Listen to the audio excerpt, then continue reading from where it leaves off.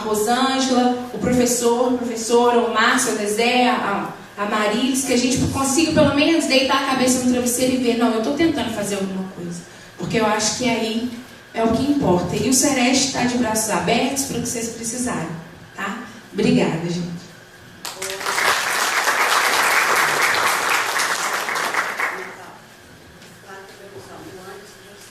Ela queria falar. Ela vai falar. Vai falar, né?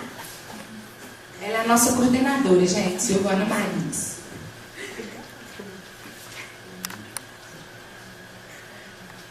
Oi, gente, bom dia. Para quem não me conhece, eu sou Silvana Marilis. Eu estou no Sereste de Barbacena desde 2009 como enfermeira. Só que eu sempre fui, tenho 20 anos na área da saúde, sempre como enfermeira emergencista. Trabalho dentro dos hospitais, nas portas de entrada, atendendo as emergências. Então, assim, quando surgiu a oportunidade de eu trabalhar com saúde do trabalhador, foi algo muito novo para mim. Então, quando eu iniciei esse trabalho, eu pude observar que saúde do trabalhador é uma emergência, mais do que aquela que acontece na porta do hospital. Porque aquela que acontece na porta do hospital, a ambulância vem apitando, os profissionais estão todos lá na porta paramentados para receber o paciente, o respirador está ligado, o desfibrilador está ligado, né? Está tudo pronto para poder salvar a vida dele naquele instante. E na saúde do trabalhador, é a morte silenciosa. Ele morre quieto, ele adoece quieto, no canto dele, e a gente nem consegue chegar perto, a gente não consegue fazer alguma coisa para salvar a vida dele. Então, assim, eu acho, desde que eu entrei no Sereste, eu abracei a causa, é uma briga boa, é uma causa justa, e assim, tem que ter peito, tem que ser muito homem, tem que ser muito mulher, porque o que você mais encontra nessa briga são pessoas para te puxar, para te derrubar, para te tirar. Então, assim, eu abracei a causa até o momento e estive afastada, mas já retornei e estou como coordenadora até o dia 31 de dezembro, né? A gente espera, antes de sair, conseguir fazer esse projeto acontecer, porque o Sereste tem verba para isso. E a gente está lutando muito. O Sereste, ele luta muito. Às vezes dá a impressão assim, eles estão quietos, eles estão parados, eles não estão tendo nenhuma eficácia no dever deles. Mas, pelo contrário, é uma briga constante na saúde do trabalhador.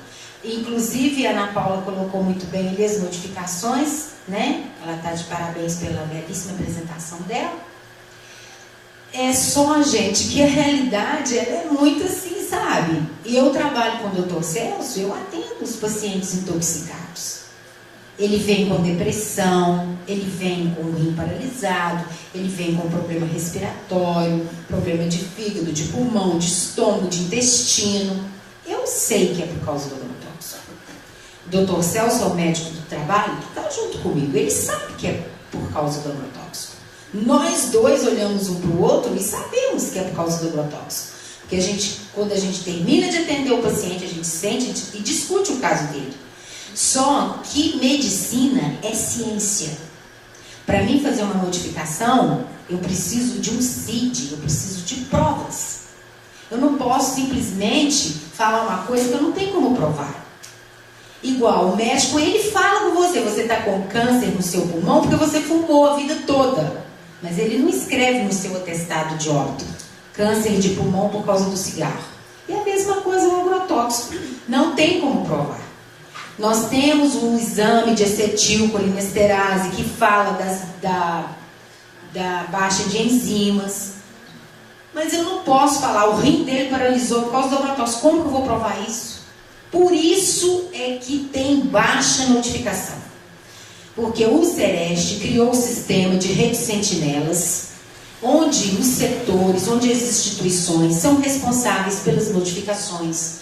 Nós capacitamos as pessoas já por 2 vezes. Eles sabem que eles têm que notificar. Eles sabem que a pessoa tem que ser intoxicada, mas ele não tem como provar. Quando não tem como provar, fica muito difícil. Porque, por exemplo, a pessoa precisa de um exame palpável. Porque é igual o transtorno mental por causa do trabalho. Tem gente que sofre estresse, síndrome de burnout. Todo mundo sabe disso, que o trabalho causa essas coisas na pessoa. Igual no Sereste teve um caso do rapaz que suicidou por causa de estresse, ele trabalhava no banco. Mas como que eu vou provar que era por causa do trabalho? É difícil. Quem está na porta, quem está na frente, que está dando a cara para bater, sabe o quanto que é difícil? Sabe? Então, assim, o Sereste de Barbacena, ele é muito cobrado, sabe? Nós temos um peso, uma carga muito grande, a gente tem dinheiro, a gente tenta fazer o projeto com dinheiro, mas não é assim, eu chego lá e falo assim, aqui, eu quero esse projeto aqui, não é fácil. A gente está brigando para poder liberar a verba para fazer esse projeto do Anderson. Tem outros projetos também. A gente tem sonhos, a gente tem vontade, né? Então, assim, é uma briga boa. E essa briga, para entrar nela, tem que ter peito, tem que ser líder. Porque as mudanças no nosso país, todos nós sabemos disso, que é feita com liderança, é feita com os líderes. Os líderes é que fazem as mudanças. Não precisa esperar que o deputado vai fazer mudança, que o presidente, que o prefeito vai fazer mudança, não. A mudança é feita com gente da ponta, é feita com as lideranças, né? Então, assim, eu não podia deixar de vir aqui dar o meu recado para vocês, né? Então, a gente está lutando, a gente está brigando, desde 2009 que eu estou lá, nunca paramos de trabalhar, o tempo todo correndo atrás, né? Tem muito empecilho, tem muita gente para puxar para trás, mas a gente não desiste, né? Então, assim, a oportunidade de estar aqui falando com vocês também foi boa. Obrigada, tá, gente? Vou passar, senão fica aqui toda...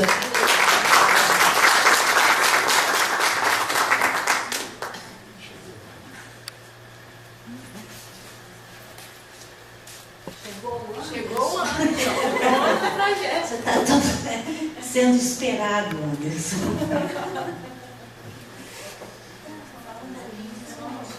A gente falou bastante de você. 4 minutos tá bom, tá? Tem que usar mesmo? É porque está sendo gravado. Oi, gente, bom dia. Desculpe pelo atraso, a gente teve um problema lá para poder chegar até aqui. E aí o pessoal pediu para a gente comentar um pouquinho sobre o projeto, né, como que a gente fez. Esse projeto a gente construiu de maneira participativa e coletiva. Se eu não me engano, acho que foram 10 ou 12 reuniões com as lideranças, né? E aí, em cima disso, a gente foi construindo o projeto. É uma demanda que já existe, acho que desde 1990, 91? 89. Ele surge em relação aos casos de intoxicação por agrotóxicos, mais direcionado à questão das rosas. E aí, como a gente vem trabalhando, vem fazendo as conversas com o pessoal, a gente viu que essa necessidade ainda não tinha modificado ainda. Na verdade, tinha modificado que não era pelas rosas, mas era um pouco pelas rosas, mas também pela questão do hortifruti.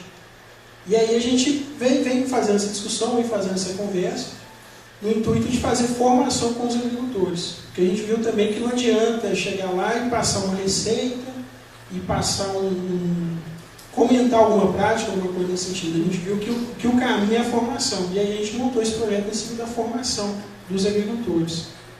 Aí são 3 formações: a formação em agroecologia, que vai acontecer na propriedade do agricultor, a formação em homeopatia e a formação também em elaboração de projeto. A formação em agroecologia, ela tem uma grande vantagem, que você vai interligar tudo que é desenvolvido dentro da propriedade. Então a gente já não precisa mais estar trazendo o adubo químico e o agrotóxico para dentro da propriedade dele. Ele mesmo passa a produzir as caldas, passa a produzir os insumos dele, reduz o custo e ainda ganha saúde. A homeopatia, ela entra como uma estratégia também nesse sentido. Tudo quanto é tipo de veneno que ele usa na propriedade dele, ele pode substituir pela homeopatia. E a questão da formação em projeto é porque quando a gente vai conversar com o pessoal das associações, não tem uma pessoa dentro da associação que faça projeto. A gente pensou nesses três eixos. E aí uma outra ação do projeto seria os seminários, que a gente ia estar apresentando os produtos dessa formação. Não sei se eu falei isso diz, né? Eu falo bastante para você. Não vou tomar muito tempo, não. Aí a gente fica por aqui. O centro. Então tá. A gente veio discutindo primeiro assim, era interessante que a gente tivesse um espaço onde a gente tivesse todas essas práticas e levar os agricultores lá. Aí depois a gente começou a avaliar o seguinte, em vez de a gente ter um espaço onde os agricultores fossem até lá, esse ir até lá provoca um distanciamento. Né? É muito mais vantajoso a gente ir até o agricultor. E fica muito mais em conta também. Aí a gente pensou nisso, vamos ter um sítio modelo. Aí depois a gente falou assim, não vamos ter um sítio modelo não. Vamos ter os vários espaços. O que a gente vem discutindo em relação a ter um espaço é de juntar todas as pessoas da região que fazem esse tipo de trabalho e ter um espaço lá. Talvez não seria um centro, mas seria uma rede. Né? E aí o que é bom a gente reforçar também é o seguinte, que eu já ia me esquecendo aqui. Esse centro, que a gente vem falando centro de práticas, ele é um grupo de trabalho da Associação Regional da Agricultura Familiar também. Não pode esquecer não. Bom, pessoal, acho que é isso. Qualquer coisa a gente está por aqui e vai tirando as dúvidas aqui. Uma coisa é o próprio agricultor produz o defensivo. Isso. Eu sei falar um pouco de teatro hoje. Ah, tá. Fundamento. Fica aquela parte de Igual você me explicou lá em Amsterdã. Pra gente entender o que é. Nós Porque é uma experiência muito diferente, né? Então tá, assim, eu vou dar dois exemplos assim, que é o que a gente começa. A gente começou um trabalho voltado à questão do carrapato. Né? Que quem trabalha com gado, uma das coisas que mais preocupa é o carrapato. Então o que a gente faz? A gente chega na propriedade do agricultor e comenta com ele assim, existe a possibilidade de você mesmo fazer o controle, usando as coisas que você tem aqui na sua propriedade. O que você vai precisar de comprar para poder fazer isso? Você vai precisar comprar os vidrinhos, que custam R$1, e é bom a gente falar em custo também. E 1 litro de álcool. E uma seringa. O resto você já tem aí. Que aí o que ele vai fazer? Ele vai pegar o próprio carrapato das vacas, né? O próprio carrapato das vacas ali, e aí vai fazer a tintura, né? Depois faz a tintura, entra no processo de sucção e diluição, que é o processo da homeopatia propriamente dito. E aí ele passa, pega aquela homeopatia, pinga 1 kg de açúcar, 45 gotas, mistura aquilo em 30 kg de sal, 25 kg de sal mineral ou 30 kg de sal comum. E aí dá a criação. Então, na verdade, ele reduz custo porque ele vai diminuir a mão de obra dele. Ele mesmo vai fazer um insumo dele, vai fazer o tratamento. E assim, é uma coisa natural. E é de graça. Olha, o que a gente tem de resultado, assim, a gente tem propriedade que está trabalhando 1 ano e meio. Aí o que a gente gosta de comentar assim, a primeira parte, tem um agricultor, até que o pessoal está comentando no Hernandes, ele gasta R$300 por mês. Hoje, se você falar assim, quanto você gasta? Você fala assim, eu tenho dificuldade para fazer conta, para saber quanto que eu gasto. E ele cuida de 120 cabeças de gado. E aí, assim, você comentou da eficiência. Se for um gado mestiço, com 12 a 15 dias você já nota o controle. Se for um gado holandês, que é o mais complicado, em torno de 25, 27 dias. Okay? Assim, mas assim, a partir do momento que você começa a dar homeopatia, você já nota que o carrapato ele chega a um estágio que ele não consegue desenvolver. Se ele não desenvolve, ele não desova. Se ele não desova, não vem carrapato. Ela age coagulando o sangue do carrapato. Aí, assim, tudo quanto é tipo de praga, a gente entra com o primeiro passo é a homeopatia. Se for uma lavoura de tomate, então vamos pensar em identificar quais são as pragas. Se era só gado ou... Não, a gente vem começando na parte de horta também. Aí o que a gente ensina esse princípio, porque se você fizer uma homeopatia, você sabe fazer de tudo. Porque o princípio é o mesmo. E aí o que a gente faz? Faz uma identificação de quais as pragas que existem ali. A partir disso, a gente já começa, uma outra coisa que eu esqueci de comentar, a resgatar um pouco do conhecimento, né, das pessoas mais antigas da comunidade, que olha, antigamente a gente usava determinada planta para isso, ou usava tal prática. Então, a partir daquilo ali, você já vai criando as homeopatias também, sempre dá na lavoura. E aí vai dando sequência. E aí, no caso do tomate, eles colocam o agrotóxico quando é flor, né? Não, por várias fases. não, na verdade, na questão do tomate, o pessoal comenta assim, são 2 banhos por semana, geralmente. Amanhã muda, né? Não, desde o princípio. Na verdade, a semente já vem com veneno para poder não ter ataque de inseto aí na semente. Para fazer a muda. Aí, no caso, para poder não... O tomate não ter lixo, aí você vai colocar o quê? Então, aí na verdade, em relação à horta, a gente está começando agora. Mas aí o que a gente faz? Se aparecer um tomate doente, a gente já pega aquele próprio tomate doente para fazer o homeopatia dele. E aí a gente já vem pesquisando algumas coisas também. Uma das coisas que mais deixa as pessoas preocupadas em relação ao tomate é a mosca branca. Então, assim, a gente já vem fazendo uma pesquisa, já vem conversando com o pessoal. Só o fato de você plantar o coentro entre as deuses, você já vai fazer o controle dela. E qualquer planta de cheiro forte que você plantar, ela afasta inseto. Então a gente já orienta o pessoal a fazer, intercalando as coisas. Não mexer só com a monocultura, vamos falar assim, você tem um pouquinho de cada coisa. Mas isso já vai intercalando. E aí a homeopatia do coentro já vai ser uma estratégia também em cima disso. Uma outra coisa assim, em relação à praga, doença, o trabalho que a gente faz é o seguinte: a gente pega o veneno, o princípio ativo, vai pesquisando. Descobrir o veneno, você vai cruzando informação para descobrir qual que é a planta que produz isso. Que na verdade é a ordem inversa das multinacionais. A gente faz o trabalho. No caso do morango, a mesma coisa? Isso, o morango está muito ligado à questão de fungo, né? Então aí, de ácaro. Então a gente vai pesquisando isso. A gente tem algumas coisas. Mas nesse projeto que o Sereste está à frente dele lá, vai ter essas plantas? Porque eu não estou assim, sabendo muito bem, porque eu retornei agora. Por isso que eu estou te perguntando. Vai ter as homeopatias para as plantas todas também? Isso. A ideia é de incentivar cada grupo que estiver participando do projeto, que a gente colocou assim, 45 propriedades e 45 associações. E aí o incentivo seria o seguinte: a propriedade, o produto final seria a certificação participativa, com produção orgânica. No caso da formulação de homeopatia, para cada dessas 45, cada uma dessas teria que ter um posto de socorro homeopático. Esse é o produto final. E no caso de projeto, você teria um plano de ação daquele grupo que daria origem às diretrizes do trabalho do centro para frente. Porque igual Alfredo Vasconcelos, né, plantando morango, é da área de abrangência do Sereste. O Sereste é responsável pela área de Antônio Carlos. Então, a gente tem que entender também essa parte, né? Mas o que acontece? Além do que já está sendo feito, eles também já têm um estudo para esse tipo de plantação também, e os estudos vão continuar. Não é uma coisa que vai parar. O centro, ele existe. O estudo não para, só continua. A partir do momento de cada caso que chegar, eles vão criando novas estratégias para combater aquele caso. Mas os casos já existem. Então, mas os casos já existem. Não vão chegar. Mas ela entendeu. A gente tem que dividir em polos. Então, está dividido em 3 polos, né? Então, a gente vai começar com isso. Aí, depois a gente vai abranger. Porque não adianta a gente querer pegar 15 cidades. Não, a gente vai atingir o polo. Dali, nós vamos ser multiplicadores. Então, a gente vai abranger cada área de acordo com a plantação, a cultura. É o que vai acontecer assim. Só que é uma coisa assim, não se resolve em um ano. No primeiro ano a gente vai caminhando, depois a gente começa subindo mais os escadas. Vai dar certo. Apesar de ser, assim, de ser um projeto com 45 propriedades, 45 associações, a gente está chamando de um projeto piloto, né, para começar, para ser o começo. Né? E a ideia é de expandir cada vez mais. E aí a gente tem uma organização que a gente chamou de polo. Aí seria um polo em Canandaí, um polo em Barbacena e um polo em Estrela Melo.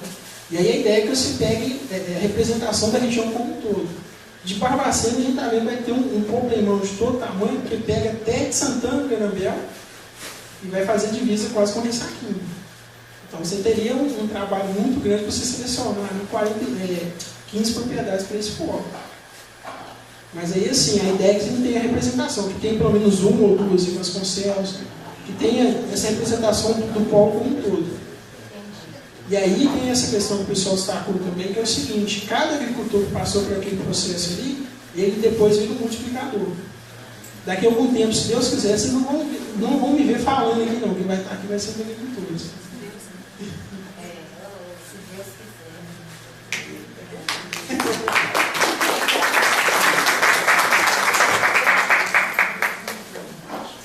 Vem cá, Vem cá, vem vem cá.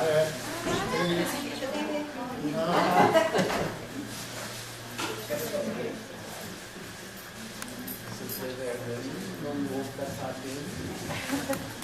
Em contato com pessoas que trabalham tirinhas, né? E, assim, a pessoa está aqui em Minas e falou uma coisa para mim, assim, que, nossa, eu fiquei vibrando. Em São Paulo, na região, São Paulo, Santa Catarina, ali, a redondeza toda. Então, os mercados já têm uma parte que é só para orgânico. E o consumidor, ele está buscando o orgânico.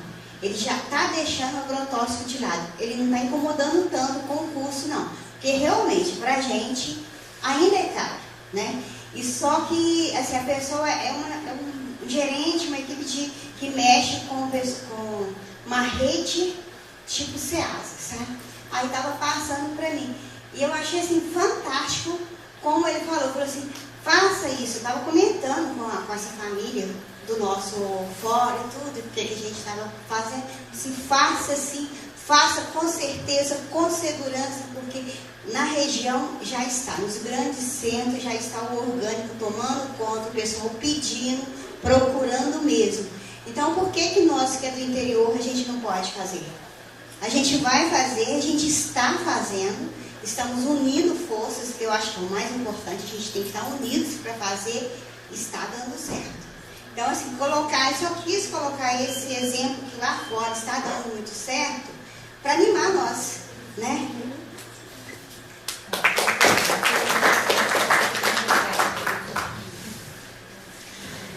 Bom, gente, a gente vai fazer uma pausazinha para um café. Acho que, né, foi um momento muito importante. A gente aprendeu muito, viu? A gente da academia, né? A gente aprendeu muito porque realmente esse é um saber. Pena que tem pouco aluno aqui para ouvir isso, né? Que é um saber que realmente só se aprende na prática, né? Que não está na academia, não está no banco das escolas. Então a gente agradece muito e isso, se a gente puder sociabilizar, né, essas informações, certamente que a gente pode de alguma forma também ajudá-los, né? E aí já fiquei pensando um monte de projetos. Você também para nós aqui pensar, não é? Para que possa ajudar vocês, né? Mas foi muito, muito, muito interessante. Muito obrigada, viu?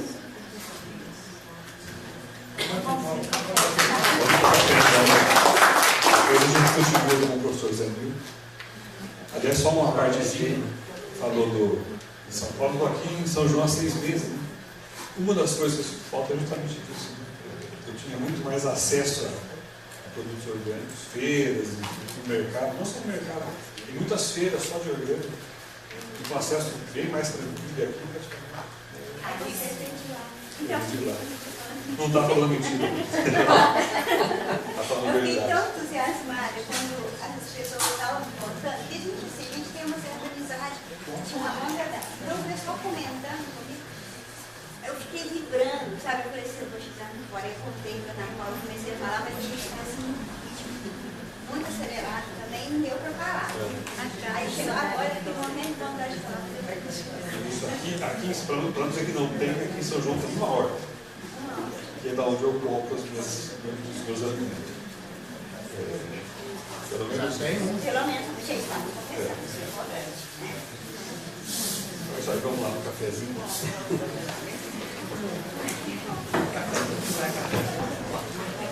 Beleza?